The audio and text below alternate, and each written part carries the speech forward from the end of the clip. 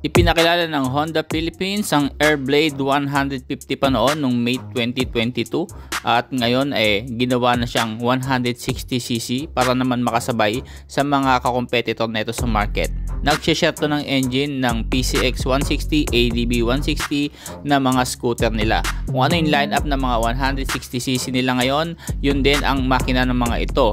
Yun nga lang, nagkakaiba-iba lang sa kanyang body construction, kaha at syempre dun sa chassis nito. Itong 160 na Airblade, malamaxi scooter din ang datingan nito pero hindi siya ganon ka-bulky. Sinadya ito ng Honda Philippines para naman sa mga tao o mga rider na hindi mahilig sa mga bulking motor pero andun pa rin yung power at the same time scooter na madaling gamitin. Ito na nga yun. AB 3D emblem sa magkabilang gilid ang ibig sabihin Airblade, at pag sinabing Airblade maxi scooter po yan, wala po itong gulay board. Tapakan lang ng rider ang makikita mo at sa gitna niyan mga bossing ay ang tangke ng motorsiklo. Parang ADB na rin at PCX kung saan nakalokasyon ng gasolina nandun na rin. 4.4 liters po ang tank capacity nito. Disc brake ang preno sa harapan na merong ABS, sa likod naman ay naka-drum brake.